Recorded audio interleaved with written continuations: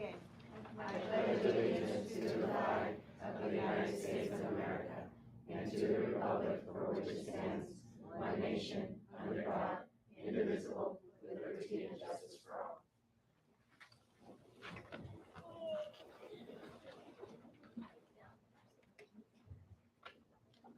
Can I have the recording secretary please take roll? Ms. Lizarraga, Present. Ms. Gates, Present. Ms. Sarmiento, Present. Ms. Betancourt Castañeda, Present. and Ms. Della is absent. Thank you. Item 5 is presentation. Item 5A is to introduce and welcome the new employees. Dr. Beck? We need to report out to closed session.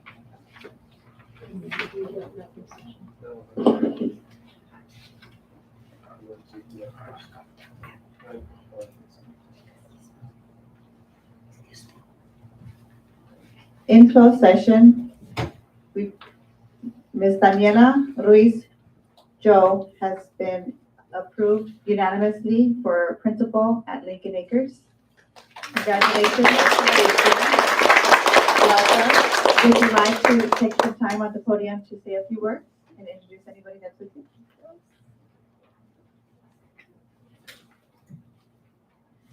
Good afternoon. My name is Daniela Ruiz Joe. It's a pleasure to be the new member of the National School District. I look forward to getting to meet all of you and getting to know you and serving our community. And just let me tell you, in case you guys are not aware, it is a humbling experience to apply for National School District. They take it extremely seriously. 4 interviews. 4 interviews it took to convince them. So I'm very humbled and appreciative to be here. Thank you so much. So.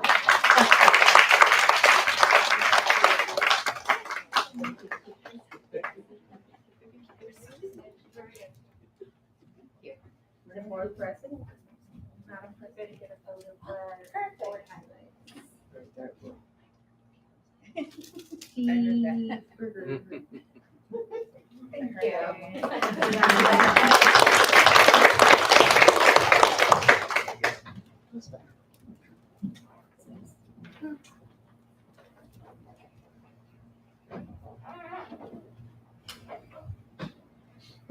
Now, moving on to item 5, presentations.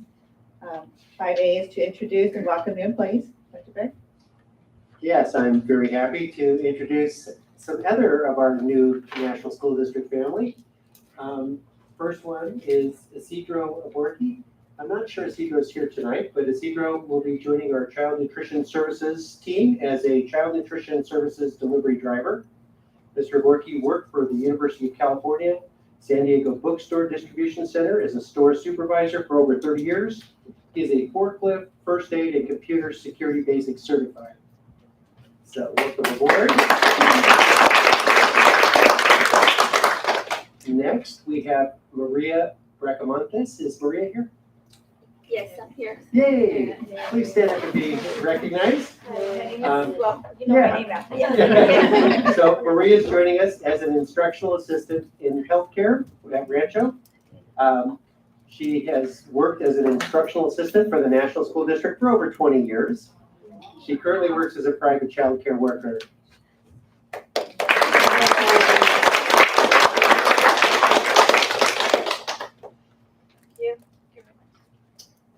Next, we have Lorena Sendejas. Is Lorena here? Hey. Hi, everybody. Come on up. We'll get a picture of you too. Lorena will be joining us as a nutrition services assistant at John Otis School. Ms. Sedanis worked as a preschool teacher for the Neighborhood House Association and for the San Diego Unified School District as a special education technician. She holds an AA in liberal arts from San Diego City College and a BA in liberal studies and multiple credential liberal studies from San Diego State University.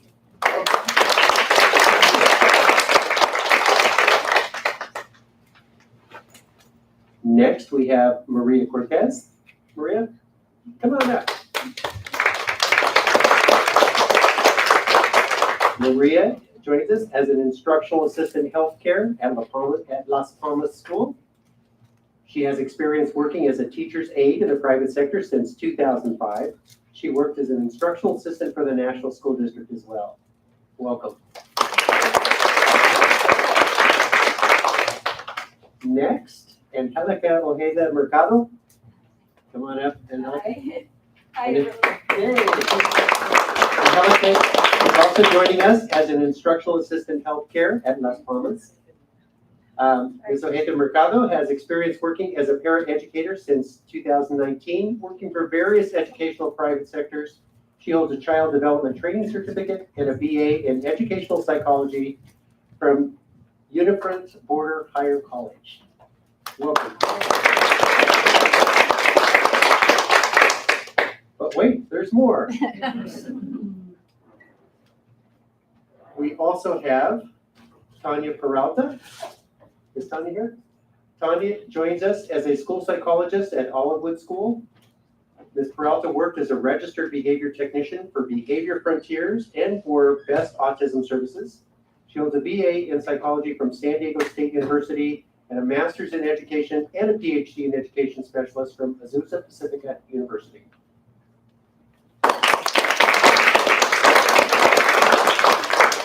Welcome and thank you for being here. I think this is probably the most that we've had in one evening for a board meeting. So thank you for being here. Congratulations. Item 5B is to recognize Guadalupe Sandoval, Palmer Way School, as National School District Employee of the Month for August 2022. All right. Dr. Barrett, and we will have Ms. Sarmiento. Yes, Just we Mr. Wayne. have our principal, Alfonso Denegri from Palmer Way. Come on up.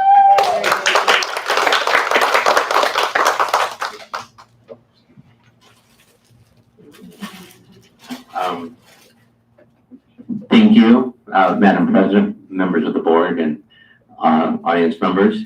It is with great honor and pride that I present to you Ms. Guadalupe Sandoval for the Certificated Employee of the Month.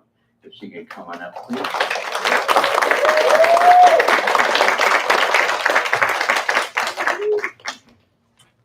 Just a few words that I'd like to share about Ms. Sandoval. When you think about educator excellence, one of the first names that's going to come to mind is Guadalupe Sandoval. Ms. Sandoval is consistently looking for ways not only to teach and challenge her students, but to make sure they feel loved and respected as well. One of the things that's hard to express in a letter recommending is when you walk into her classroom, she creates a sense of family where the kids learn to take care of one another. They go to her with any issues.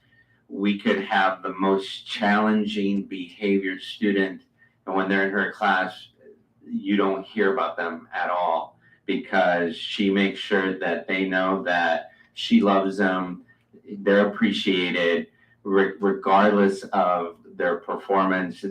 She makes sure they feel valued. And that's probably one of the greatest strengths of Ms. Sandoval.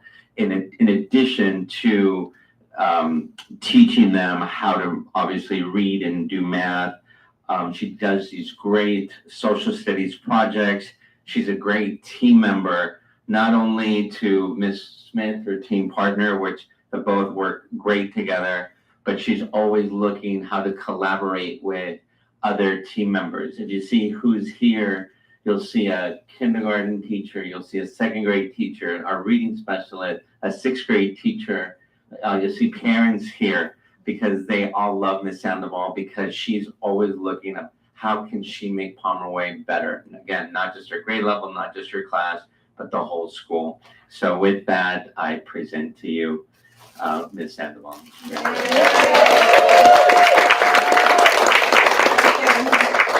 Thank you. Just a few words. Thank you. First of all, it's an honor to be a part of the NSD community. I am just so overwhelmed and grateful to work with such an amazing, outstanding principal, wonderful staff, and excellent parents and students every day. So thank you very much. Ms. Sandoval, on behalf of the National School District Governing Board, I'd like to present you the certificate, an Employee of the Month award recognizing your noteworthy contributions to our children and families in the National School District. And along with that, we have a little gift. Ooh, isn't that pretty? Oh, I love it. It's beautiful. It's a Thank pen. It's a wooden card pen. It's really cool. So anyways, Thank you. I think I should warn you, I'm there at Farmway just about every day checking up on my grandkids, so say hi. Yeah. Out there, but congratulations. Thank you. So- Thank you.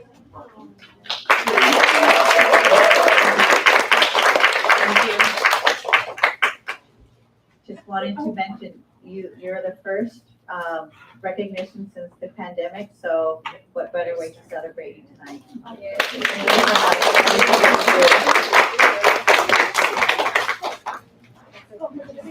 Can we take a picture for me? Yes, we have Thank you. to go with all that. Your Pomeroy family. If the Pomeroy family would like to join Yes, her you should teachers. be in the picture. I'll you guys first. Well, you two say it. Loretta. Thank you.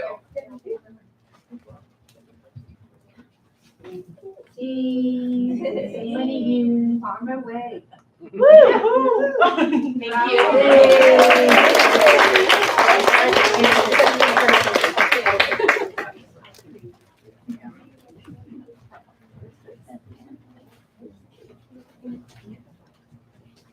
Item 5C is presentation of award for the one-site organization to the National School District Governing Board.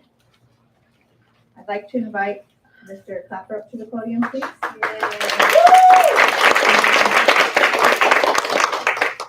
Well, thank you very much, Dr. Brady, President Maria Betancourt Castaneda, and board members and staff.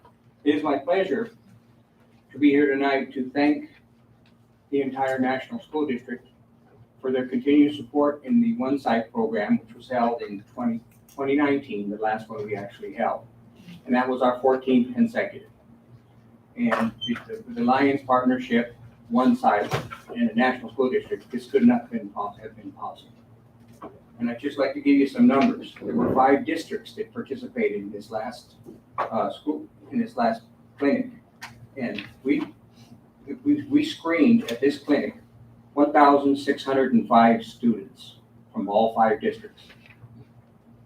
And 1,440 students got a complete eye exam and free glasses. And in the 14 years, we've seen 17,000 something students, and we're right at 90% of the students that we screen, and they receive their glasses. In 2019, National School District had 447 students come to the clinic. 410 received glasses, which is 92% of our students were in need of eyeglasses, and we're given those eyeglasses by One Site free of charge. I think it's an amazing program, and I'm still a part of the One Site team, and they call me all the time and they say, the Lions and the National School District, this is was their favorite clinic. So thank you and congratulations. And Ms. Betancourt, can I present you with this trophy?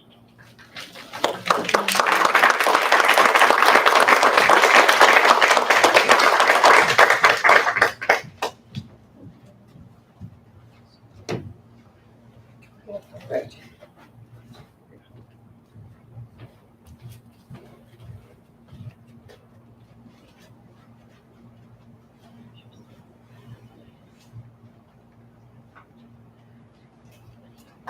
Thank you.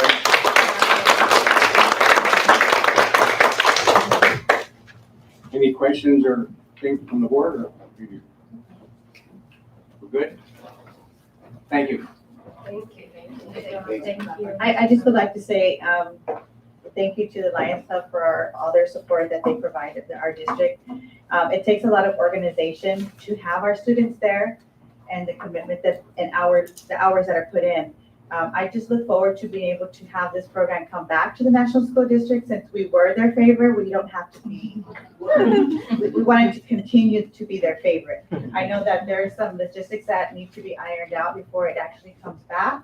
I'm hopeful that it's going to come back, but we see how we as a National School District can be a partner in them returning to us, because based on your numbers, it's evident that our students benefit from it. And sometimes our students don't know that they can't see until they go through this process. And being that I have been at the One Site program as a parent volunteer and as board member and most recently at Lions Club, Remember, it's eye-opening, literally, as to, of how these students, and one child in particular, he put his glasses on and said he didn't even know what his mother looked like. And it was really sad because, again, they don't know what they don't know what they can't see. And it was just amazing how he said, Mom, like, you look so beautiful, you know, and we want to be able to continue to give a gift of life to our students, of sight to our students, because if they don't have good vision, they can't learn as well as we need them to learn, because they cannot see well. So we need to figure out how we can support the program coming back, because we don't want to lose this program. Well, I spoke when I was on a Zoom meeting with the entire team from Ohio last night, or yesterday afternoon, and they're in process of merging with a conglomeration of Luxottica. And so there probably won't be no clinics. They're talking about going in a different direction. They spoke with me and they want to meet, and possibly through the Lions and maybe through National School District and the other school districts, we may be talking, we're in talks about a sustainable clinic in the South Bay. And one site, and the Luxottica would like to partner, and so they asked me. I've met with them before on it, but it's just right now everything's up in the air, and they did assure me that if they ever did a clinic, that they would seriously consider contacting us, the Lions, and of course with the school district, and do another clinic. But as of now, everything's on hold. And I know we had an opportunity this year to go to Raincon. and we offered, it was about 100 students and families that were able to go through the whole process as we've done in the past. It was a much smaller scale, but we did have that opportunity. And hopefully that will be available in the near future for those who didn't get to participate. It is of a distance, but we did, as a school district, provide transportation for those who were willing to participate. But it is something that hopefully we can figure a way to be able to continue with partner. Yeah, if they have a clinic, they always invite myself and any Lion that I could get to go to that clinic. If it's local, they always want some of our students there, of course, because they remember National City and including all of South Bay. So looking forward to it, and we'll stay connected. Thank you so much. Ms. Gates, I just remember over 20 years ago reading an article that said that the percentage of second graders who needed glasses was very high. And granted, it was over 20 years ago I read the article, so do I remember the details? No. But what I do remember was that article was what had me question when my eldest was going, Mommy, my eyes hurt all the time, coming home with headaches from school. And I you know, she's my eldest. I hadn't gone through this before. But it turned out that she needed glasses. And the only reason I thought about it was because I happened to have had had this article, hey, have you ever thought about the fact that you're, you know, by second grade?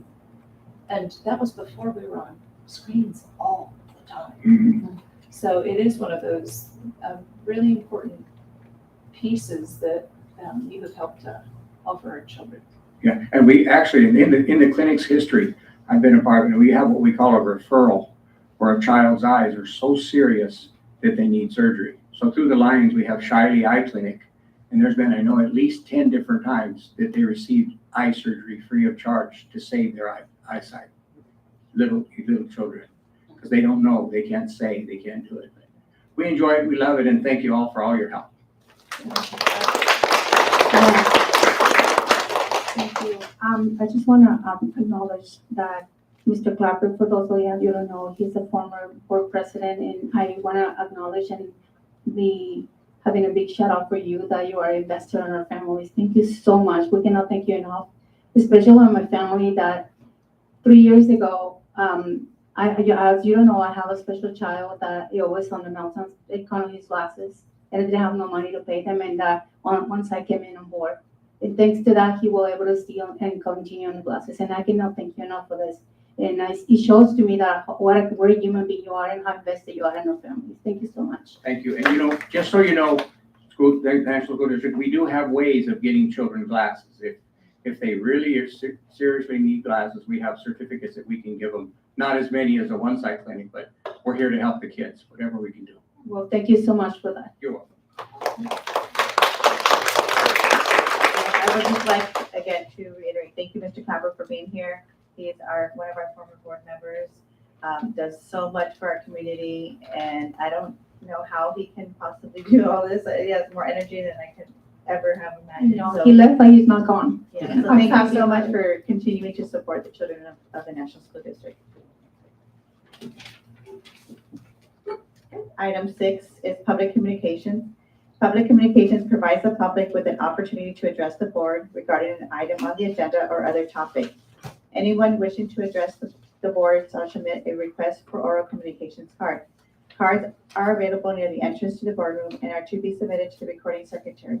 A member of the public who wishes to address the board on any such matter is limited to 3 minutes for one matter, up to a maximum of 5 minutes for all matters. There shall be a limit of 20 minutes for any matter unless such time limit is waived by the majority vote of the board. Members of the public may not yield any time to other speakers. No board action can be taken. No speakers? No speakers.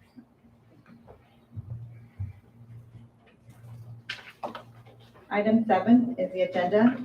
Item 7A is to accept the agenda. Can I get a motion? Move to approve. I'll second the motion. We have a motion and a second. Do we have any discussion? If none, please vote. Item passes unanimously, 1 absent. Thank you. Item 8 is to approve consent agenda, routine items of business. All items listed under the consent agenda are considered routine and will be acted upon in one action by the board. It is understood that the superintendent has recommended approval for these items. There will be no discussion prior to the time the board votes on the motion unless members of the board, staff, or public request specific items to be discussed and or removed from the consent agenda. All items approved by the board will be deemed as considered in full and adopted as recommended. Do I have a motion? I move to approve the agenda. And a second? Second.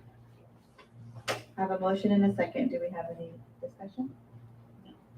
Please vote.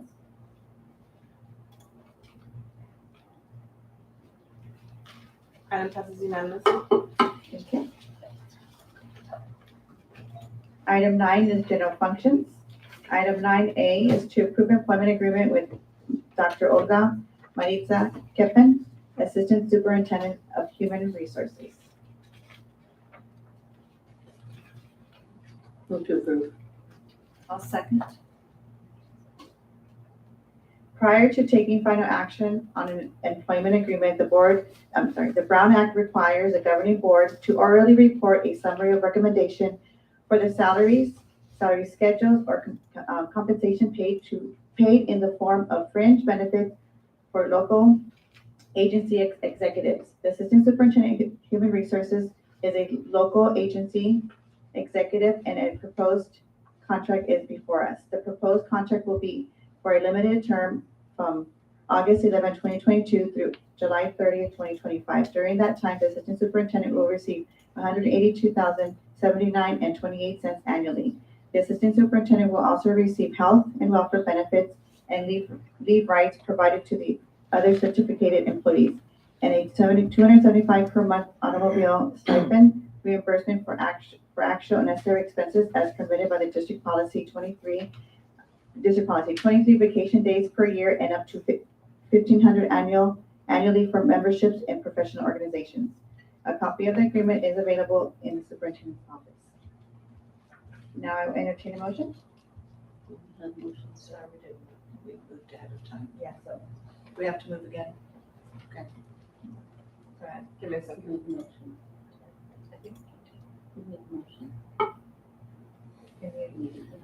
So moved. Ms. Sarmiento. I'll second. Okay, it had to be discussed before we can. So we have a motion and a second. Do we have any discussion? If not, please vote.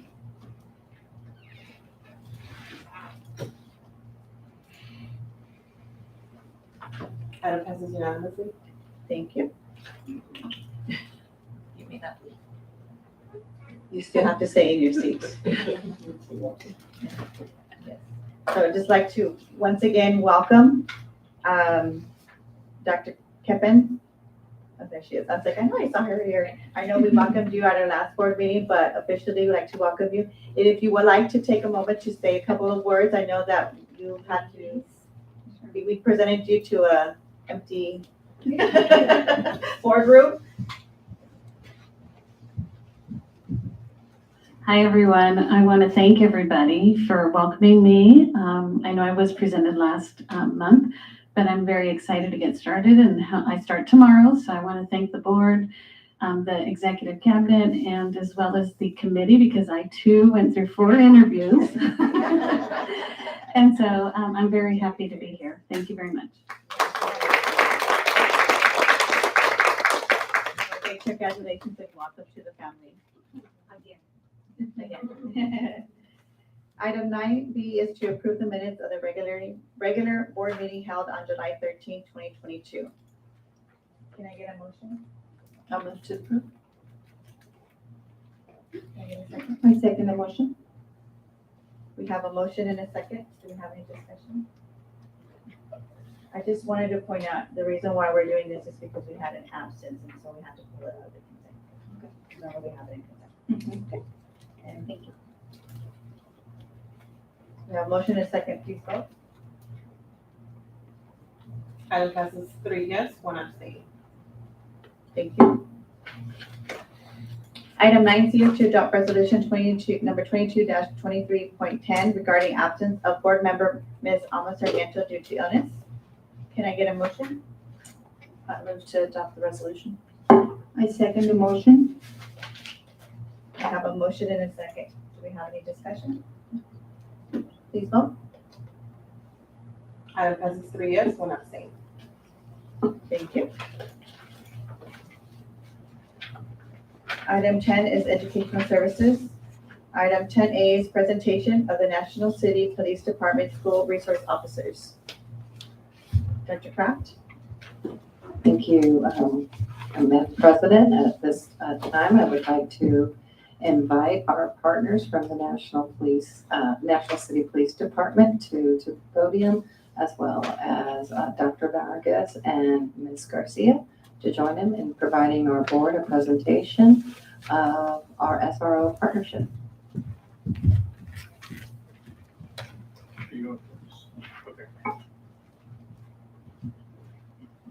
All right, good evening, board trustees, executive cabinet, and guests. My name is Cece Garcia, and I'm the coordinator of Student Support Services.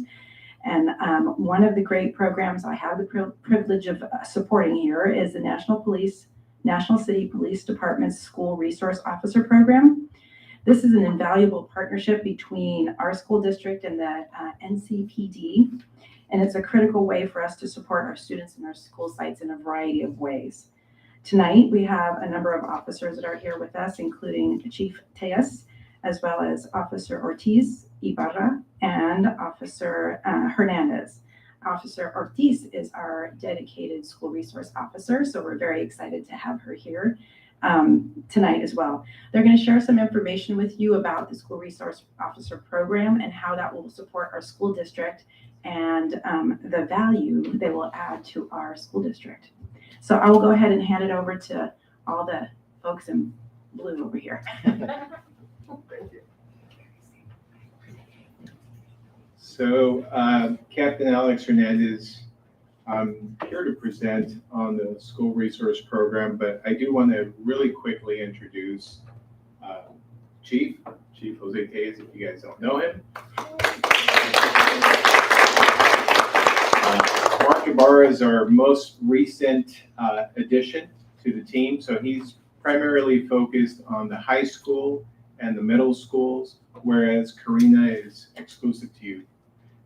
Mark is a longtime National City resident. He's a Sweetwater graduate. He mentioned to me that he's an athlete in both wrestling and baseball, and actually went back and coached on those 2 areas as well. So he's very connected to National City. So we're really happy to have him on the team. So here's a quick So here's a real quick overview about our history. So we've had the school resource program for over 35 years. If memory serves me right, Chief, you were maybe 30 years ago, one of our school resource officers. I was as well, and so is Lieutenant Sullivan, who walked in. So we work together as school resource officers. So we're very dedicated and invested in our schools, and we know the value to this. So it's very easy for me to come up here and talk about this.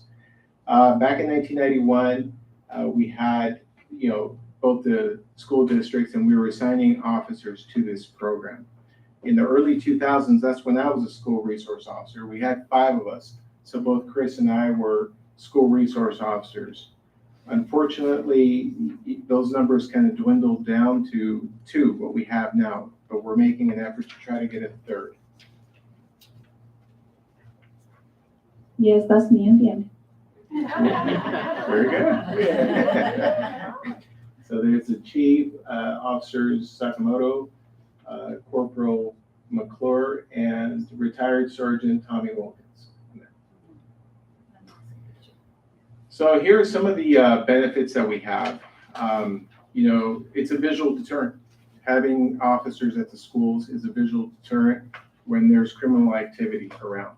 Having school cops is a safety thing. We're constantly walking around the campuses, and in the event that something is needed, we're there to address whatever issue is on campus. Our officers are very positive, and they have positive relationship with students.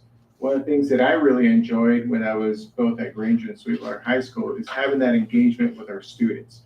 And that's one of the things that I wish that we would continue and progress and develop more. So having that interaction. And one of the things I also see, and I've heard a lot from some of your principals, is the interaction that they have with Officer Karina. They call her Officer Karina. They've been very happy with it, and I really enjoy that. I really enjoy getting the feedback. One of the things that we also do is we develop safety plans for the schools. So we'll coordinate and provide protocols for the schools. One of the things I saw here in the lobby was the LECC. So coordinating with any kind of threats or critical incidents at our schools. And with that, we do a lot of threat assessments should there something happen. The Handle with Care program is a coordinated effort that we have with the district attorney's office. It's an early warning system for trauma. So if we have a student that may have witnessed something or been a victim of something, we coordinate with the district attorney's office and the schools to make sure that the students will be okay and there's an understanding, a mutual understanding and partnership. When I talk about community engagement, just recently, I want to say it was about a week ago, we did the school supply giveaway at both Kimball and Olivewood. So this isn't included in the slide, but these are just a couple of things that we do with the school district.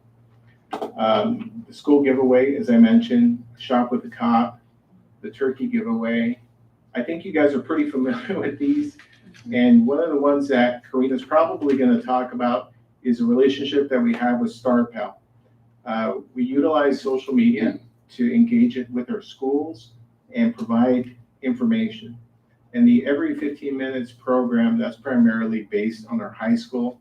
We try to show the effects of alcohol, and we want to make sure our high school kids are not drinking and driving. I don't know who that guy is. You got in the slides. I don't know how I got in there. Here are some of the calls for service that we've had. So our crime analysts did a breakdown of several of the schools. Of course, Sweetwater tends to be the highest, but you can see that we're very busy at our schools receiving calls. And the majority of these calls may be just when the school calls the police department, but a lot of times we're handling things directly with the principals or with the vice principals at the middle schools and the high schools. With that, I think I'm going to take it over to Officer Karina.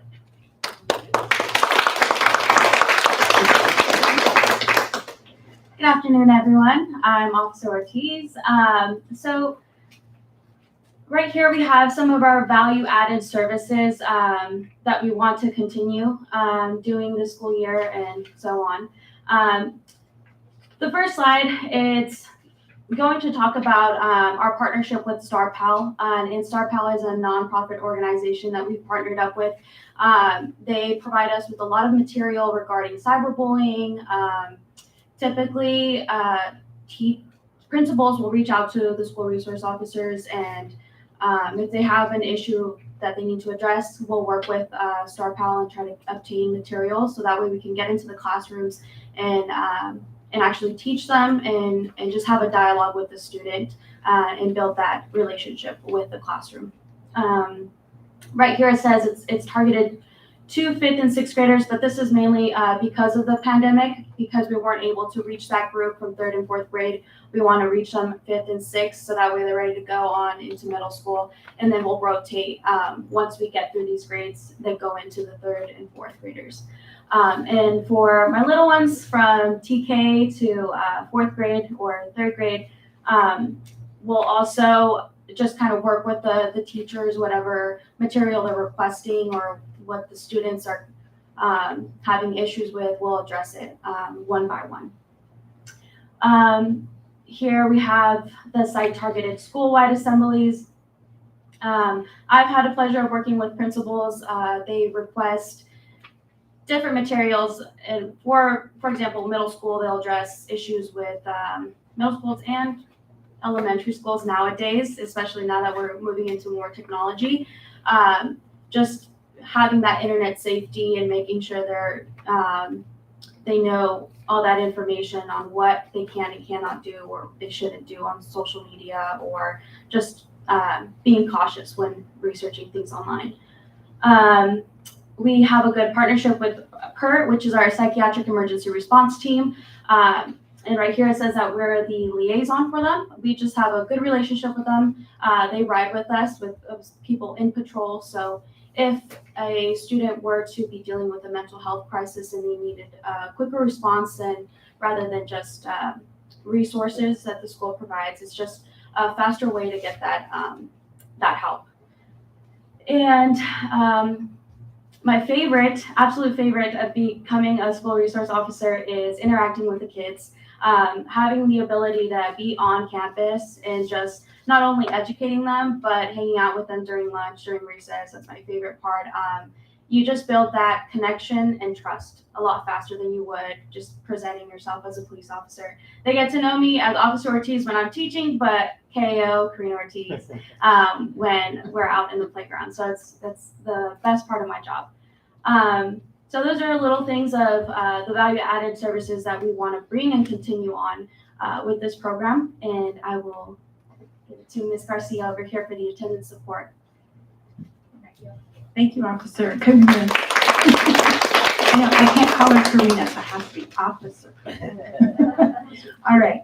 So the last thing that we're really excited about, especially with the support of having Officer Ortiz with us pretty much full time, is the attendance support. One of the things that we want to do in student support services is making sure that our school sites have the full support of not just us and other entities within the district, but of our school resource officer to really support attendance at the very beginning before it gets gets to the point of difficulty, because we want to make sure we have the resources there. But then also when we do have families come to us and we have that additional resource of our officers to be able to support the families that might need an additional boost with why attendance is an issue during our SARB process, our school attendance review board. So that's the other piece. I do want to kind of jump back to one other thing, because as you know, we do have 10 counselors, one for each one of our schools. And that PERT response, her as a liaison, we really have that commitment to making sure that we're working in tandem with our school resource officer and making sure that she has the training that she needs to be able to support, as well as our counselors being able to reach out to her as needed. So with that concludes the formal part of the presentation. If there's any questions that the board may or executive cabinet may have for our officers, more than happy to answer and entertain those at this time. I may do a question. I don't know, there was one like down in Hollywood, probably several months ago.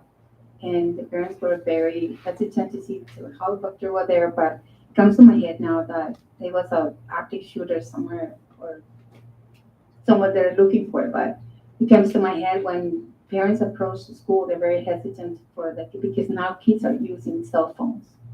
And how do you approach that when parents are texting their kids and kids are texting their parents, but they're not supposed to communicate? So how is that communication or how the programmatic is going on when there's low lockdown? And gun control is also a question that arises from families, but I don't know if it's going to be coming up or it should be included on this. So one of the things that's really important we discussed that the school resource officer program addresses and supports is the comprehensive safe school plans. So Officer Karina, she doesn't know this yet. Neither do the principals, but I'm going to talk her into making sure we have those opportunities because each school site is so specific. Ingress, egress, all those different things, how people come in and out of the school, all those components are really important. So having that partnership with our school resource officer to review those plans is a critical piece. And honestly, if they can do that with the principal sitting in the room together and going through and saying, this is what it looks like, this is what it sounds like, walk the building, that will be able to get those pieces that how to respond if something does occur. Yeah, thank you. Thank you. I'm glad that you mentioned it because students know what to do. Teachers, of course, are on top of the safety of the kids. Parents don't know what to do. Sometimes. And that's not the all training of them, piece. but some of Yes. them they don't do what to do. Yes. Thank you. You're welcome. So, as a school teacher, there are many times where we actually aren't as informed. And I'm trusting we do a better job than leading people. Like sometimes we just do what makes sense. And I have had teachers who what made sense was to have kids against the far wall, which for me doesn't make sense because if you're in an active shooter situation, then you're across the room where they would be shooting. This I just don't know. I know that there's difference in opinion on whether practices are traumatizing. But as teachers, we also need that real clear direction from all of you and the collective wisdom gained. What do we do? And so I don't know if we have had practice drills in the past. Like I said, I know that for some it's extremely traumatizing to actually go through those. I know that one happened on my district and the teacher who was involved took her fake children because it was a practice drill exactly where she should not have, which is a great learning experience, but sent that teacher sobbing for an hour, realizing that if it were real, how do we help? How do we do these things in ways that are planned, that are healthy, that give us the best wisdom, and so I don't have an answer, so I'm asking. Dr. Scott, would you like to? Well, I think, as you know, we began the year with a total focus on safety. The pandemic did disrupt some of our system. Prior to the pandemic, which we will be returning that since we are back in full person, is the consistent safety drills at our school sites. We've added 2 additional drills on top of it in response to recent events to ensure and lockdowns. And so all school staff will be participating in those drills, and there'll be a debrief sessions afterwards. And I think you bring up a really important point that during the drills, they can be disturbing. They can be, but it's during the drills that you can have those times where you have your emotional moments and kind of process it, because what we want is automaticity when an event really does happen. And that what we know consistently over and over again, and I'm sure the peace officers will concur, really comes down to diligent practice with the drills. In addition, we had, obviously, when the pandemic hit, we weren't able to do it because we couldn't be together, but we did have Officer Sullivan. We brought our leadership team together, and we did active shooter mock drills, and we want to re-engage and bring back that system now that we're back in full person. And so it's really, our focus is continuous practice as well as opportunities for debriefing, because those are very powerful, those tabletop scenarios, the reflections of, what went well, what could be better. When those things are consistently focused on in practice, then in the event, hopefully that we don't experience, but in the event of an emergency, they become automatic. Last backup question. Oh, I apologize, Lieutenant Chris Sullivan, sorry. How do we make sure that our substitutes are up to speed? Because that, in the past, that's one of the weak areas that I think most school districts deal with, because we do have our regular substitutes who do know, and then we have substitutes who are more sporadic and don't. So we are focusing on a couple of components to update those practices. And one of them is that when a substitute comes, they do have access to the flip books, which are in classroom, instant grab. But when they come and they receive their assignment for the day, one of the things that we are discussing in student services is to have a sub, packet type of situation where, because every site has different evacuation and, relocation areas and where you line up. And so having that quickly, asking them to review that will be part of the protocol. In addition, as you know, we're in the process right now of opening up our visitor and volunteers. A part of that new component that will be involved will be safety training that'll be given to the school site, very similar to what the substitutes will be doing. Thank you. You're welcome. Amanda? Yeah, I'd like to just add that, thank you, Chief Tejas, for being here. Chief Tejas was one of our original school resource officers. What was it, like 50 years ago? It feels like it, yeah. He's one of the ones who put the packet together and visited all the schools and did the little maps and started that training way back when. And I just want to say thank you for that, because we're still using it to this day. So you must have done a good job. Thank you. Sorry, before, last but not least, right? Safety and traffic in schools is a big concern.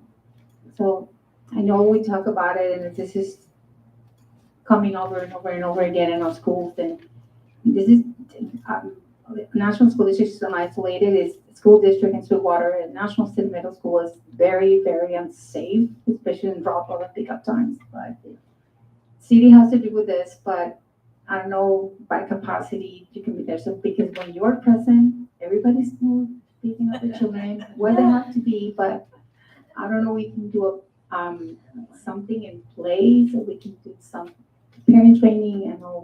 I know school, St. Bradford School come in on board with trainings and monitoring, but I know I don't know what to do about it, because it's persistent every single year. So we hope we can come up with those conversations about traffic, because we don't have to wait until a tragedy happens. And that's what we are a village here. We're supposed to do good for them, because we're terrible drivers, honestly. So I speaking of myself, only one time park on red, and I did it because I was in a hurry. But we don't have to wait until get a tragedy or fatality happen. So I don't know if we can come up with a better job on that. It's just to put it up there. So, and it's a concern that every single coffee with the principal happens to every school in every district. So I don't know. I just put it out there. Thank you. I have to agree, with you that, when I walked my kids to school, many times I've nearly been run over. But I have the reaction, the reflexes to be able to respond. Some of our kids don't have that. And oftentimes it's that parent that's in a hurry, or that student that's, because it's close to Sweetwater High School, that's trying to get to class. So I agree that we should have some town hall, some sort of education to our families, and even not even our families, our parents doing it. It's the people that are just trying to rush off to work. So to target them, I know that would be difficult, but at least we can start with our families, because it is important, and that's the common complaint from all of our school sites. Why don't we see the police here? Well, we can't be everywhere, and I completely understand that. We honor the time. Thank you so much. And I know that everybody's on their best behavior when they see, PD there. Nothing ever happens, right? And you're like, what are you talking about? Nothing's wrong here.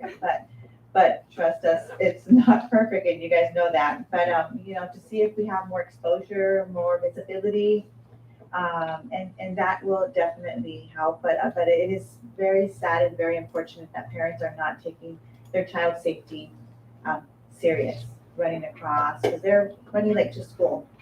And I understand it's important to be in the class, but it's also important to be alive when you get there. So we need to, as a district, reiterate that's not. Your safety shouldn't be compromised because you might be tardy to school.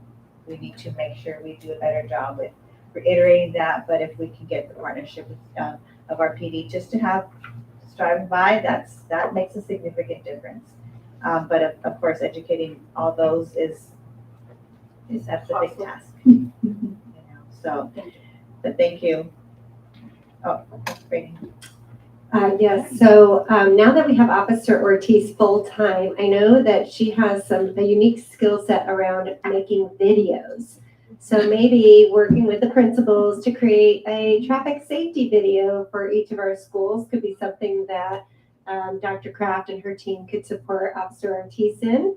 I think that's something that we can do. And then I know that a lot of our students look up to our school resource officers, and maybe they could be out with some clipboards and some signs, slow down, we go to school here, some public service announcement messages, on the sidewalk. And for those who aren't following directions, maybe they could write some citations and turn them into Officer Ortiz, and she could follow up on any repeat offenders or something unique. Maybe the kids could help us come up with some ideas of how we can get traffic to at least slow down, because we know our schools were built as neighborhood schools and they've grown significantly, and a lot more people drive than they did when we built our schools. We're 151 years old this year. So we do need to get a little bit creative, but now that we have Officer Ortiz full-time, I think we can do that with our school resource officers.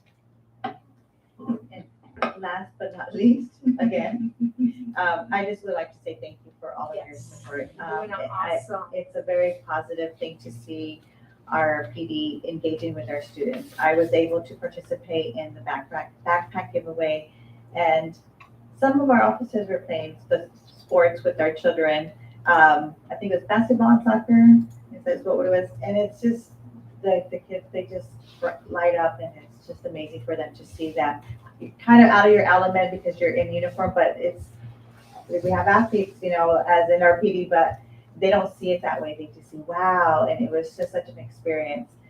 So thank you for doing that for our students. It's such a valuable program, and I would love to continue seeing the program grow and all the activities that we can be involved in. So please keep us on the short list to let us know when things happen so we can participate as often as we can. Yes, thank you. And thank you. Invite us to the coffee with a cup, Starbucks. Yes. Hopefully on your agenda. So thank you, Chief Tejas, for taking time out of your busy day, but all of you guys for being here, because I don't know if this is your guys' normal hours, but even when you guys are not under your hours, you guys go out of your way to support our students and to be here and part of our program. So thank you. Last but not least, Dr. Kraft. We obviously appreciate you. I did want to let the board know that in addition, it wasn't added to our value added slide here, but Captain Hernandez is a runner, another athlete, and that we will be planning a run from the mall to the waterfront. Yeah, from the mall to the waterfront, and it'll be an opportunity for our students to run alongside our officers and be healthy and enjoy our neighborhoods and see what a wonderful partnership we have. So we'll be giving you updates as we flesh that out. It'll most likely be obviously on a Saturday, but that'll be a good time. Yeah, probably not too hot, not now. I will be an exceptional drive alongside and pass out water person. Yes, we'll be together. We'll be, Okay. yeah, running, yeah. So anyways, that's another exciting component that, as you were sharing, that our officers bring their personal gifts to it, and our students get to see that they're who they are. And I agree with you. It's a lot of wow. So this will be end of school year? Yeah, probably around spring where it's not too hot. Doing some very beginning discussions. I gotta start training. Yeah. Gotta work out. It may just be the Might walk a little fast. The car will have plenty of gas for me. Yeah. Well, again, thank you for being here, and we will love to see you guys continue being on campuses. Cross paths somewhere in the city. Thank you so much. Item 10B is to approve CT 3962 for a community partnership with Pre-Scientist Inc. Can I get a motion? I'll make a motion to approve. Second. I'm sorry, was that you? Yes. We have a motion and a second. Do we have any discussion? No. Please vote. Item passes unanimously. Thank you. Item 10C is to approve CT 3969 with Levered Learning. Can I get a motion? So moved. I second the motion. We have a motion and a second. Do we have any discussion? Please vote. Item passes unanimously. Thank you. Item 10D is to approve temporary pay differential with Rady Children's Hospital San Diego for an increase in the provision of student health services. Can I get a motion? Move to approve. Can I get a second? I'll second. We have a motion and a second. Do we have any discussion? Is that yes? I make a motion. I have a motion by Ms. Sarmiento and a second by Ms. Lee. Item passes unanimously.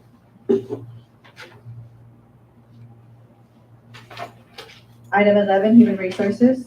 Item 11A is we will now conduct a public hearing pursuant to Government Code Section 3547 regarding the initial proposal from the California School Employee Association, CSEA, and its Chapter 206 to negotiate impacts and effects of minimum wage. The public hearing is open. The board will now hear comments from any members of the public who wish to speak on this matter. Do we have any speakers? As part of this hearing, we will make a brief statement. Dr. Barrett? The district has no response at this time, but we will be meeting with them to negotiate the effects and impacts. Thank you. Do any board members have any questions? Seeing that we have no comments, no questions, this public hearing is not closed. Thank you. Item 11B is to approve CT 3972 with Luz Vicario as administrator support. Can I have a motion? I make motion with discussion. Second. I second the motion. Okay. Before we move on, I just need to point out if we can have the correction to the agenda item to reflect the payment, financial impact to, be the same before we take that vote. So the maker of the motion, would you accept with that correction? Can we clarify what the correction will be? It'd be 45,000 based on the contract. Okay, just making sure. No point to correct it the wrong way. Yes, and I'd like to correct my motion to be contract cost not to exceed 45,000, please. Thank you. And second, can you? I second with the correction. Okay, thank you. We have a motion and a second. Do we have any discussion? Yes, please. I'm not used to seeing, and we have two of these. So I'm not used to seeing basically substitutes for our principals. And on the one hand, it makes total and complete sense to our principals. We want to respect that you actually have lives and you get sick and stuff. So but I'm not used to seeing this. So I'm assuming that some of this is with regard to substitution for principals, especially, Dr. Brady was acting principal for a while on top of the other jobs on your list of things to do. Can you just kind of give us that overview of why this has come up? So we have at various times since the start of school, we have had one, sometimes three principals out for illness. And what immediately became clear is that there is not a substitute for a principal. And as we have taken directors and superintendents and everyone else with an administrative credential to cover, we were just finding things where people were not being able to do their job because, particularly at the start of the school year, you need a principal. And even if we were to pull classroom teachers, which sometimes happens when you have somebody that you put in charge, then we're finding it's difficult to find subs to replace them. What we found was that we have two qualified candidates, the first of two, that are willing to serve in these positions on a per diem basis. And it's quite nice to be able to go to, one is a retired principal from our district. Another is a retired principal that was highly recommended by a principal within our district. And so we will only use them when we need them. There are times, for instance, we would like to have our new principals have some time to meet one-on-one with their staff and actually get acquainted with their campus when when somebody is taking care of being out on the playground and doing some of the things that principals do. So we're gonna start by using them in that capacity. Just again, for a couple of days for each of our new principals to do that. And then as needed, if we can get with a time where there are three principals out again, we won't have to pull your superintendent out to serve at a school site to do that. And it's really kind of nice to have that we have administrators that understand the role of principal. That's why I was thinking. And the truth of the matter is, I know principals who come exhausted. Across the board, that tends to be the truth for people who work for school districts. We have exhausted CNS workers and exhausted bus drivers, and we have exhausted IAs, and we have, and yet they come every day. You come every day. But I had not really thought through our principals. So I'm thankful that we are being honest about that and not asking for more than is reasonable for you to give. We want to keep you. We want to keep you well. We want to keep you able to serve our students to the best of your ability and with our support. So again, thank you for thinking of this. Dr. Brady? Yeah, I just wanted to add that we do have a buddy system in a normal year, normal times.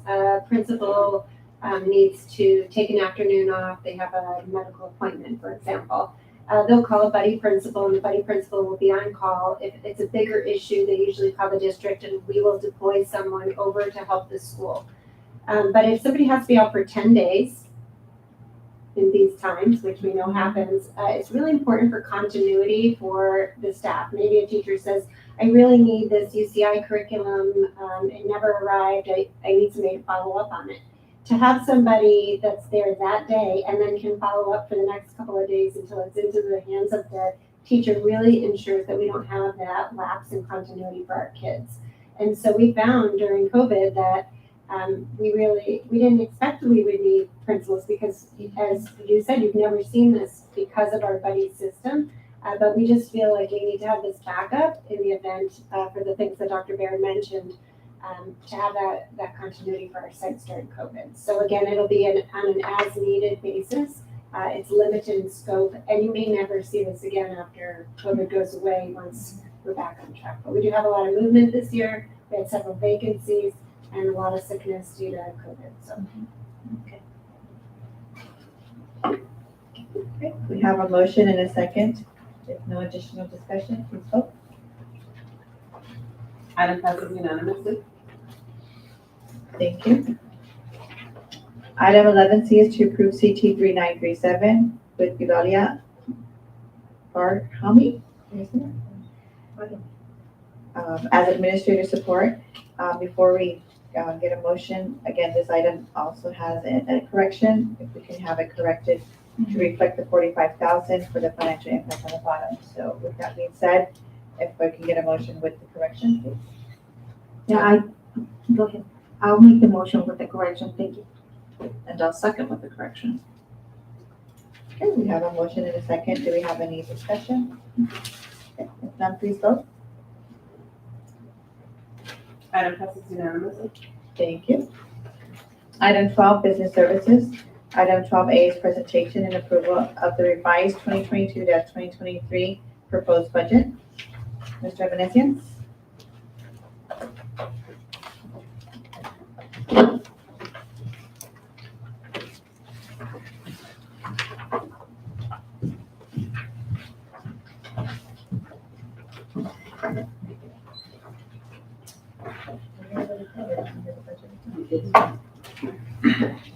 Thanks for your help. I am challenged in terms of Apple computers. I wasted a lot of time right here. Tonight I'm presenting the 45-day budget revision of our 22-23 adopted budget. So we adopted the budget for the 22-23 fiscal year in June. But when we adopted our budget, there's a lot of information that just wasn't available because the state had not adopted their budget yet. So we have a 45-day window to revise our budget based on what the state adopted. If we were not to, if we didn't do the 45-day revision today, then the revisions would have to take place in first interim, which would have been in December. So that didn't give us, there was too much time in between. So 45-day budgets used to be very rare. They used to not occur very often, but just like everything else, everything's changed over the past few years. So this is the second one that the district has done over the last few years. Probably haven't done one twice in 20 years prior. So if you're not familiar with the 45-day budget, that's kind of the reason why we've done it tonight. So it's just an overview of the changes between what was adopted and what we actually are proposing tonight as revisions to our budget. LTFF funding, that's the local control funding formula. Funding for that increased from 6.56% to 12.84%, doubling, almost doubling over what was initially thought of our budget would be. Attendance rate used, that is our ADA percentage that we are able to use, was 95.79%. And the reason for that is because we offered independent study last year. If we had not offered independent study, our attendance rate that we would have been required to use would be 88%.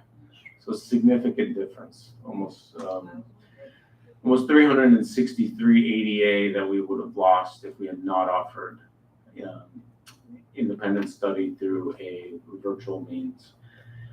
There's a block grant that was adopted by the state. That's $2.589 million. And that's geared towards arts, music, and instructional materials, as well as COVID-related expenses. Expanded Learning Opportunity Grant, the ELOG. It's a new acronym I'm trying to remember. That increased by $5.3 million from the previous approved amount. Learning Recovery Emergency Block Grant, that's an $8.1 million grant, brand new for this fiscal year. We have multiple years to spend that down. And we have experienced an increase in our utilities, and that is based off of the bills we saw in May and June. It's been a significant increase in costs in utilities, and that's been across the board in terms of our energy costs, water costs, as well as our refuse service has gone up because of new mandates for recycling, composting.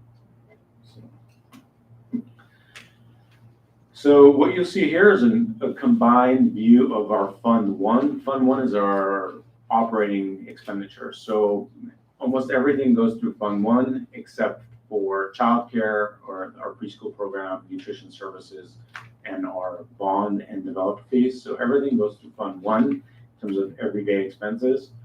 The first column is our adopted budget, and comparing that to our 45-day budget, which is the third column, and the difference to the right. So you can see the difference in revenue is significant, about 21.78 million more than we adopted. So without the 45-day revision, we wouldn't be able to increase our budget until December.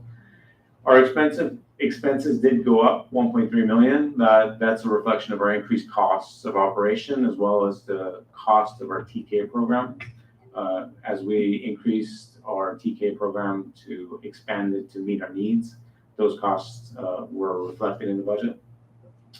So our net increase in our fund balance is $20 million. But you'll notice a lot of that is restricted.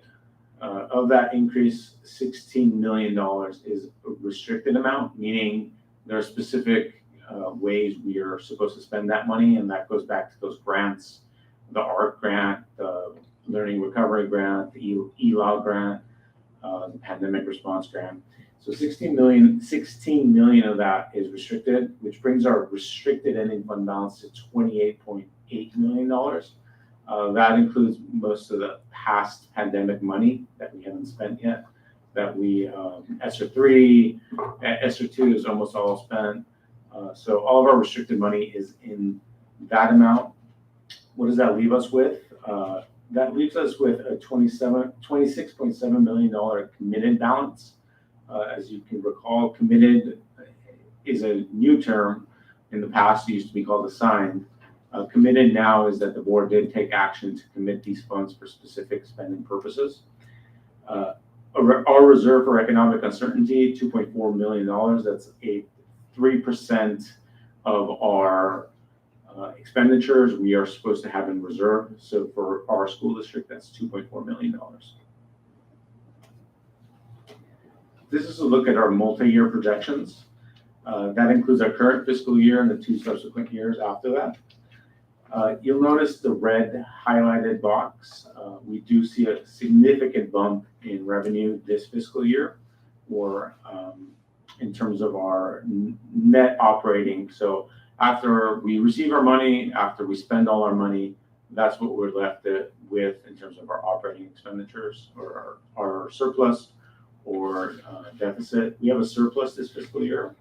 Again, 23 million. It may look like a lot, but a lot of that is restricted.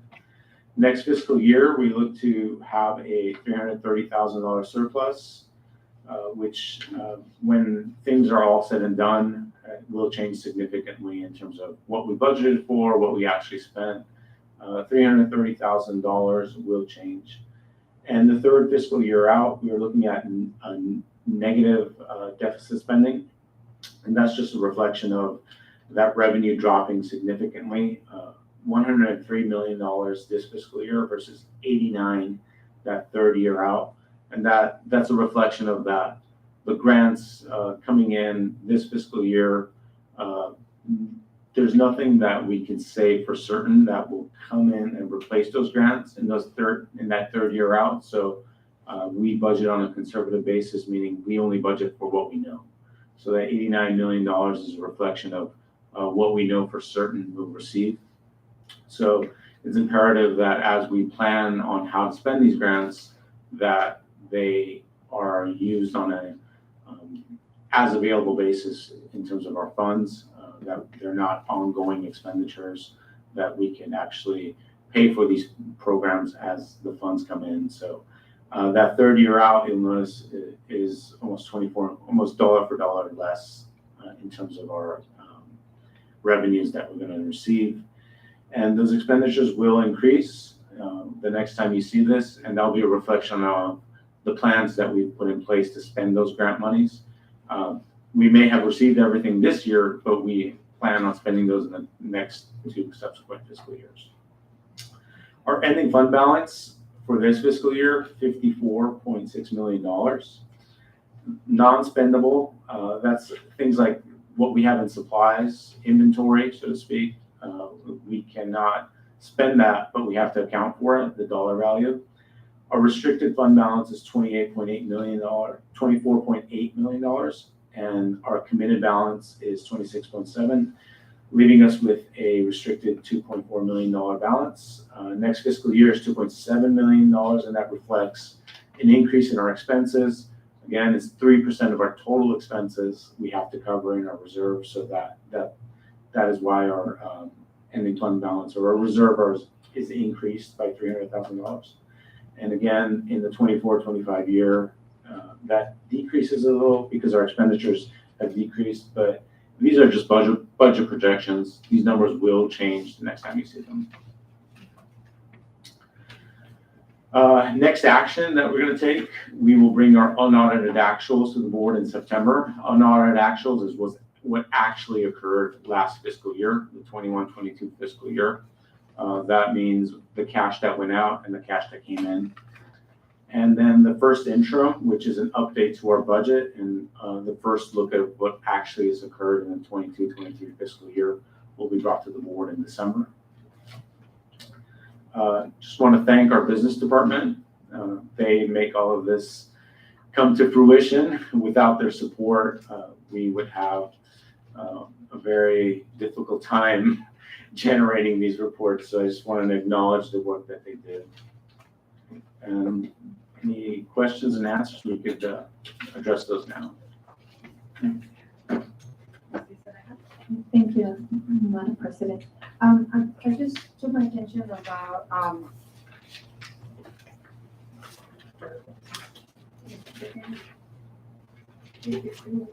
the block grants for arts and music. Are those funds being implemented already, and how they are being implemented? And the second question is about what we're gonna do, or if there's any plan for a bigger purchase for the money that we have for one-time money, or how we planning to use those, because COVID is not done yet.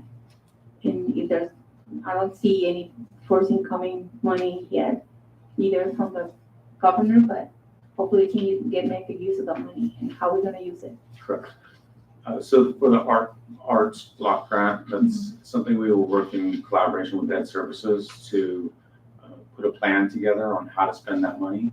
We haven't spent one penny of that money, and we just recently received the accounting information for that fund, meaning before we couldn't even account for it in our books. So it's a very fluid situation. It was very last minute of the state to adopt that, but they did adopt it in their budget. But there will be a plan, and will be presented to the board prior to those funds being spent. And part of those funds can be used towards COVID-related expenses. Thank you. I just want to clarify my understanding. For expenditures, we go up 13 million from this school year to next, and then the next year stays up at just not quite $1 million less. And you said something about grants, but from this year to the next 2 years, that's 25 million in grants. Do we have that much money in grants? Like, at least that was my understanding, so I may have gotten it wrong, because that's a huge, I mean, I wish my income was changing that much, so that I could, but where's all that expenditure going? Like, why are we projecting such a, Large. yes, thank you. So it's just a reflection of, it's the accounting treatment of it. So those funds will come in this year and it goes back into our restricted fund balance. And then those funds need to be spent down. It's our best estimate on how we will spend it down, but each one of these grants has a different timeline in terms of expenditures. And those numbers will change based on how we plan on spending these funds. This is just our best guess on how we do plan on spending it. And that, again, is collaboration with Ed Services on how they plan on spending it. As those plans are put together, we update our projections to reflect that. But those funds, so every dollar we spend above what we receive comes from an ending fund balance, whether that's a restricted fund balance or our unrestricted fund balance, which would be our reserve. So we do have to account for every dollar that is spent above what we receive in revenue, and those extra spending would be reflected in a decrease in our fund balances. Okay, and because this is part of my partner, next thought, it looks like we are, and I realize that it may be that whole one-time fund thing, and that's the way that this looks, because but it looks like we're, my best analogy is acting like we're gonna get that IRS tax refund back every month. Because our expenditures are going up high, even though our revenues are dropping, that's a huge jump to just be doing $12 million of expenditures a year. There has to come a point of equilibrium. Am I just not seeing the equilibrium because it's only a 3-year projection and we have that money that we have to spend in the next couple of years?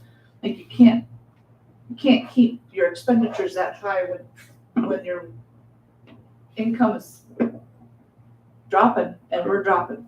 I believe Dr. Brady has something. Yes, I wanted to jump in because this is the exact feedback that you all have been giving to the state of California on one-time money. It is really difficult to be able to project ongoing expenditures when you get a whole bunch of one-time money in terms of grants. When we receive them, we always put them on as expenditures, as if we're going to spend them all, and that's a conservative. But we know the reality year over year is that we can't spend all of that all at that same amount of time. So we try to look at what we're trying to accomplish and use the most restrictive first and the money that's going to run out the fastest.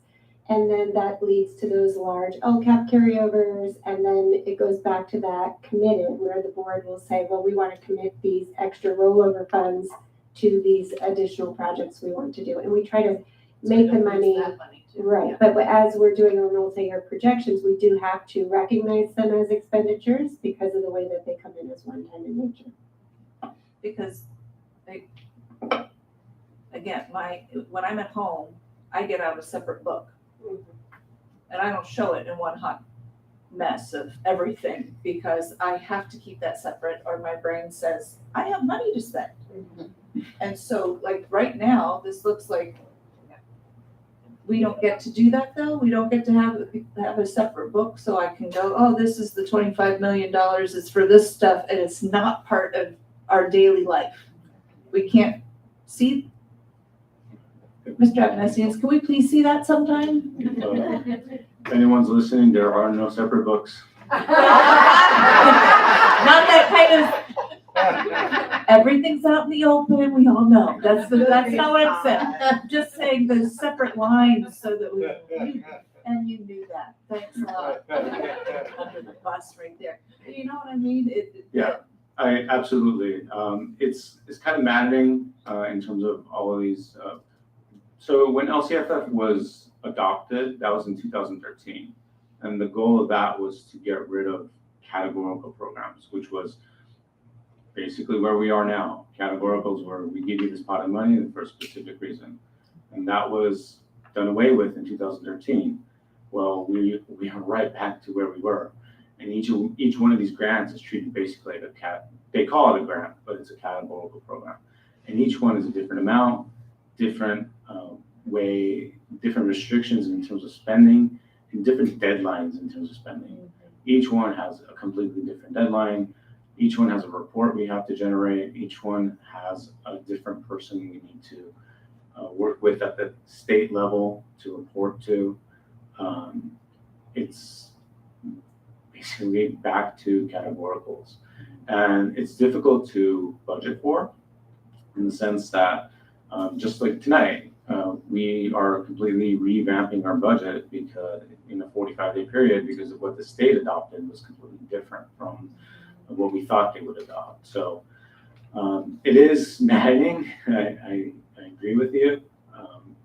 But we have to show that these dollars, we don't want to give any, our goal is never to give any funds back. The deadline is the deadline, use it or lose it, so to speak.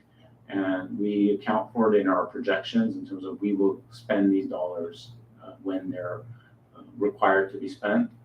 And that's kind of how we have to treat it. Again, these plans that we bring to the board give a lot more detail on how those funds will be spent, when they'll be spent, how they'll be spent. These top-down looks in terms of our budget, it is kind of confusing just because those details aren't there, but they do change all the time. Just like Title I is going to change because federal funds, we can only recognize them when we earn them. So these dollar amounts will change as we spend Title I dollars as well. So a budget is just a living document. It's going to change every time. It's my job to explain that to all the stakeholders to help them understand that this is basically a living, breathing document. It changes as operations change. My budget is occasionally a dying document, but that's a whole other problem. I do. Hey. You're causing problems now. Hopefully my spouse is not watching. No, but I do want to point out, I just want to do a quick thank you to our administrative team and anyone else who was involved straight up in the foresight of independent study last year. Because that difference is huge. Straight for just the respect of you for the foresight, but also for the carry out in such an effective way that we are seeing it in what we have to offer students this year because you took care of them last year. So honestly, thank you for that and for the effort that everyone who was involved in the independent study for all of it. I'm very thankful. It helped our students through the year, but it also is just helping our district. So, Mr. Menezes, on this multi-year projection, does it take into consideration any future salary increases for any of our union groups? It does not include. Groups, period. No, it does not include any salary increases other than what is statutory required, which is any step and column increases that our employees earn on a yearly basis. Otherwise, there's no assumption of salary increases. How about any of health and welfare? There is an assumption of health and welfare increase costs, about 5% for this fiscal year and the following 2 fiscal years. 5% is generally a conservative amount in terms of we saw higher than 5% prior to COVID, but during the pandemic, we saw actually lower than 5%. So, and we should have those rates fairly soon. We had a memo sent to us that there will be a meeting that they will release their final rates, and it's around the ballpark, just around 5%. So we felt 5% was a good reflection of what the cost of health and welfare will be for 22-23 and 2 subsequent years. Yeah, thank you. Just a point of clarification, just, this 45 revision, budget revision is a bigger picture what you see about in this 45 days, but there's committees coming up and you're gonna receive a lot of feedback from those. So I'm assuming, or I'm considering that there's a lot of feedback is gonna be impacting this quantum monies or projected budgets that's gonna come in over, right? So just need to clarify that part. And if it's coming up, because there will be a lot of feedback from those committees, I bet. So if a committee has recommendations, really the budget is a reflection of the Board of Trustees' actions. Okay. So unless the board takes action on recommendations, then it wouldn't be reflected in the budget. Okay. It would be something that we, in one way or shape or form, comes to the board for action, and we would reflect that in the budget afterwards. Thank you for that clarification and thank you for the presentation. Thank you. Dr. Brady? Yeah, I just wanted to clarify, an example of that would be, item 12D is coming up, where we're asking for some increase in guaranteed hours for bus drivers. So, that would be an additional cost to the district. That would come out of funds like this, should the board approve it. Then that would be reflected when you see, the first interim updates, later in December. And then, of course, the bigger block grants, things like that, those would come as plans and presentations from educational services. We got this new block grant money for the arts, and here's how we're planning to use it. So you could see the bigger plan on some of those bigger chunks. Yeah, thank you so much. I just mentioned it because it comes to my head that we're gonna need more instructional assistant and your hiring process too. It also will impact those things and not necessarily for the programmatic for kids. So then, absolutely. Yeah, thank you. Thank you. Thank you for the presentation. We have to now approve the proposed budget for the revised budget for the 2022-2023 school year. I move to approve the revised budget. I second the motion with a question. We have a motion by Ms. Gates and a second by Ms. Sarmiento. You have a question? Sorry, I second the motion as president, so I don't know. Because she verbalized it and I click. Yeah, it doesn't matter. Doesn't matter, Okay. okay. Well, the question is, can I go ahead with the question? Okay. Yeah, there's in the comments what they're gonna do about this agency that is providing those interns. So Okay, we're on item 12A. Okay, is the interim, isn't it? The 12A is to the presentation and approval of the revised 2022-2023 No, those are right. Okay. proposed budget. I So now skipped that we have one. the presentation. I have a couple of, It's okay. I wasn't that paid, so. So would you still like to make the motion to support this item? To the 12A? 12A. I second the motion. Okay. So we have a motion and a second. Any additional discussion, questions, or anything? Okay, please vote. Item passes unanimously. Thank you. Item 12B is to approve CT 3965 with Keith and Associates to allow dietetic interns. Can I get a motion? No, I can make a motion with the question. Thank you. I'll second. We have a motion and a second. Yeah, it was not quite clear for me. This is require, spend time working in several fields, such as community and outpatient long-term care community programs and school food services. So I didn't quite get what they're gonna do exactly. What's gonna be their role in the district? It's gonna be in all the schools, I guess, right? Do you mind going in detail for that, please? So, Shadowing, I don't know. It's not an experience for them, right? yeah, the interim will work with our nutrition services department, and they'll work with our director and our coordinator, and they'll visit every site. They'll look at what does it mean to serve our students, what kind of meals we serve, and the nutritional value for those.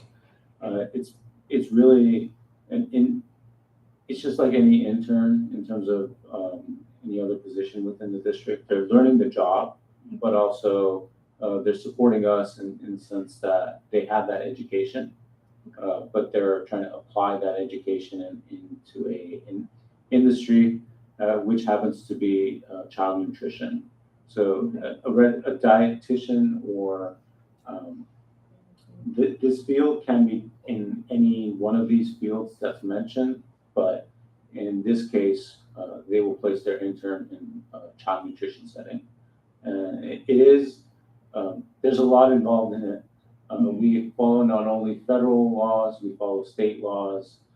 There's a lot of regulation that's involved in what we do in child nutrition. And this intern will learn that, but also support us in that process. All right, thank you. Any additional questions? We have a motion and a second, please vote. Item passes unanimously.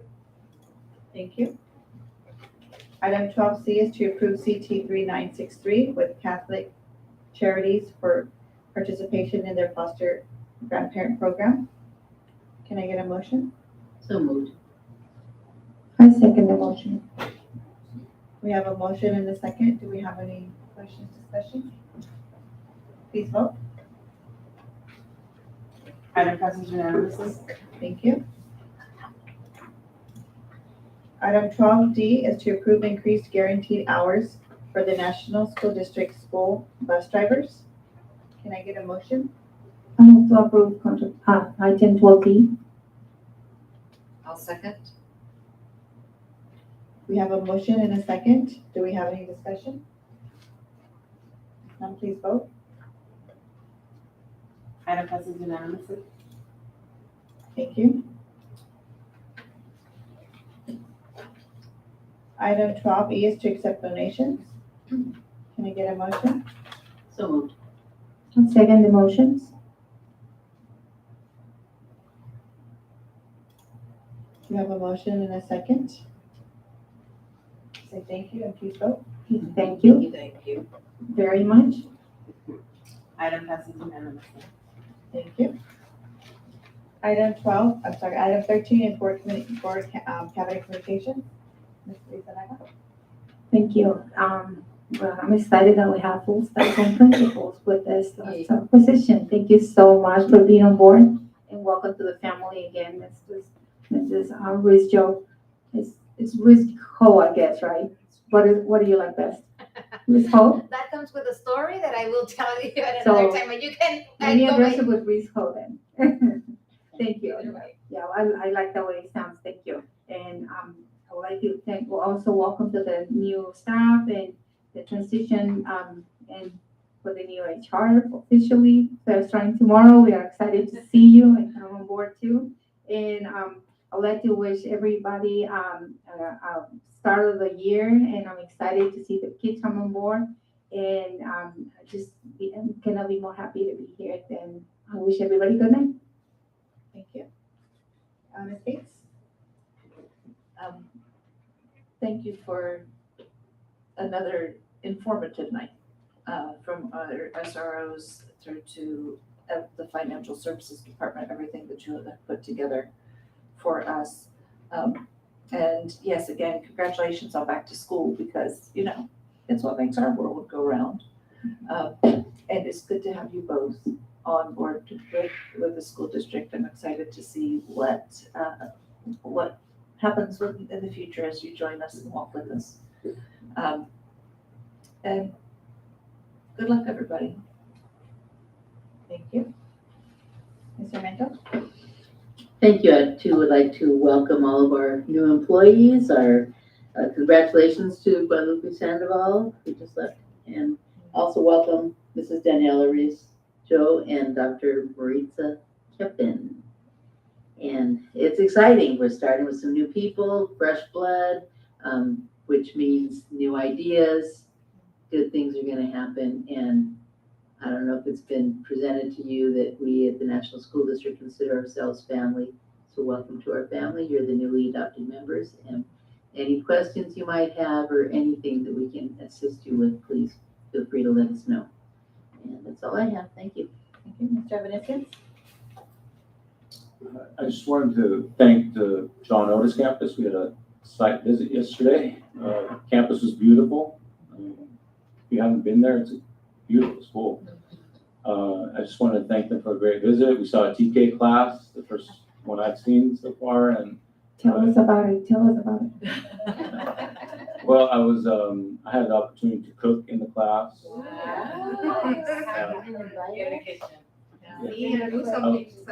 I was taking orders. But it was a great experience, and I just wanted to thank John Otis and their staff. It was a wonderful time. Thank you. Dr. Baird?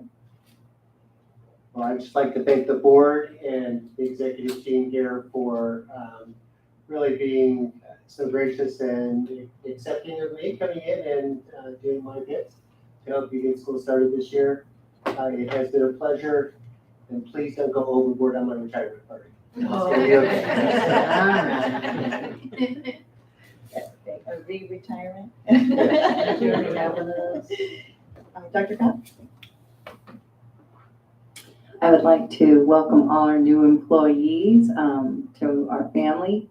As Trustee Sarmiento said, it is a family, and we're very honored to have you join us. I want to thank our partners at NCPD, our Student Support Services team, and Mr. Avanesians for a wonderful and informative night. And I want to echo our visit to John Otis. We walked into those classrooms and it looked like we were already 4 months into school. The rigor, the fantastic teaching, the smiles on the staff, it was an absolute wonderful visit. So Did Mr. Evanescence take your order? he did. He actually took Dr. Brady's order first, and because she ordered pancakes, and I wanted something different, but he cooked the pancakes. So That was the only plastic food. I asked for filet mignon with chimichurri, and he didn't produce it. How dare him. It wasn't in the budget. Dr. Brady? Yes, I just wanted to thank the board for your support over the summer, for having the special board meetings to help us with our staffing to make sure we could have people in place for when our kids came back.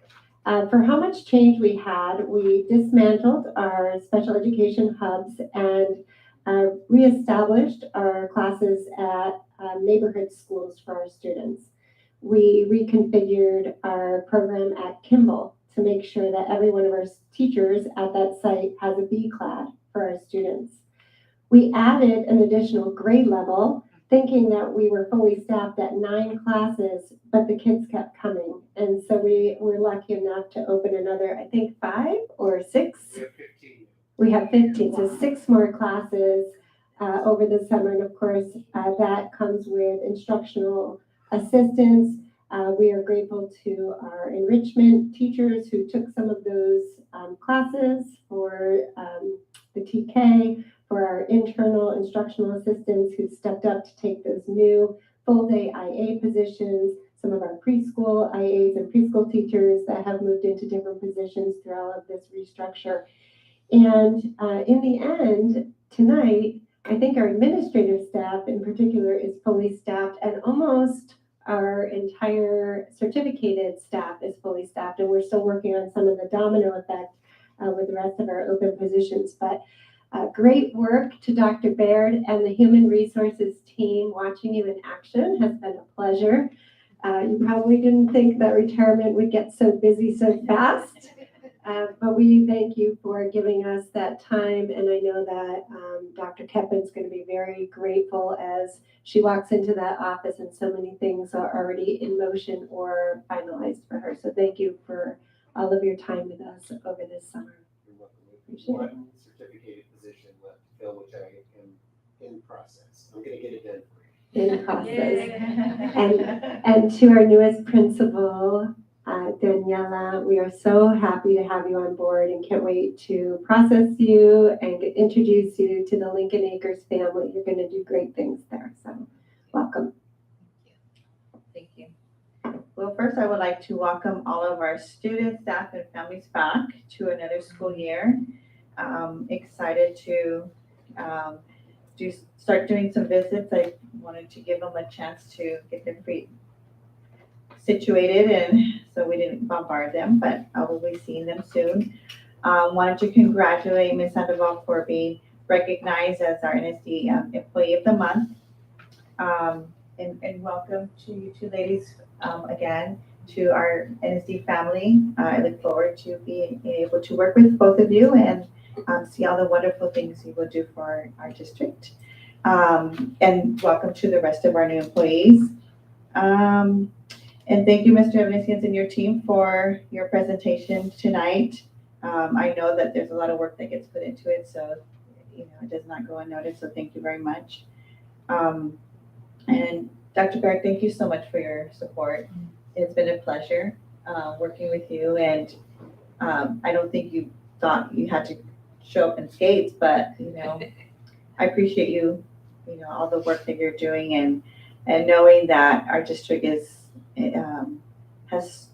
had so much to do, but you took it on, and never once did I ever think you didn't ever show that you were any stress or anything. You just did the work, and I truly appreciate that because we were in a tough situation, and I value that. So whenever we need somebody to go on vacation or anything like that, we know who to reach out to. Yes, well, make sure your guys' vacations coordinate.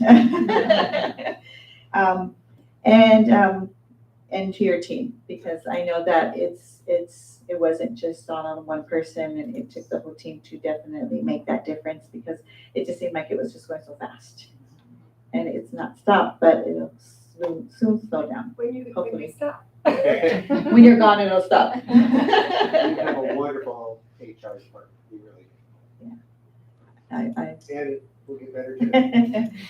And to our police department, thank you once for being here, but also in the presentation, but also the backpack giveaway at our two schools and the supplies that are given to our entire district. It was a pleasure to be a part of that.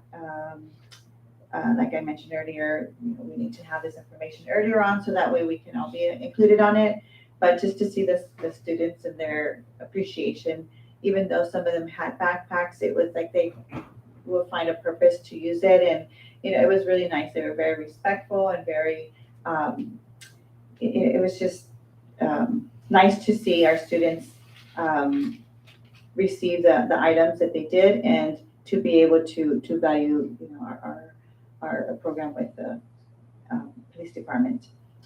And I would like to say thank you to all of our staff that made this whole transition of bringing in a grade level, all of our COVID cases, the new staffing, our special education hubs being dismantled, and more. It took a lot of hands-on and everybody stepping up to the plate and really working together as a team. Nothing's perfect. We don't live in a perfect world, but this was a smooth transition considering all of those moving parts and everything that had to go into it, in addition to the support that we still needed to continue to do for our students. So thank you to everybody who had a hand in that, and to our families for their patience through this transition, and our students most importantly, and staff, because we are creatures of habit, and it's hard when we shake things around because we have to readjust. But thank you to everybody for all of that understanding, support, and patience through this. So with that being said, I think I got everything. Oh, and Mr. Clapper for being here tonight. Oh, yes. For the One Sight program. He's always been a true supporter of our kids and of our community. And it is a 2019 award, because that's the last year we actually were able to have it, because COVID kicked in 20, and so then therefore the program's not even available at the moment, so hopefully in the future. But thank you, for that, the recognition and the one-side organization. So with that being said, this meeting is now adjourned. And have a wonderful night.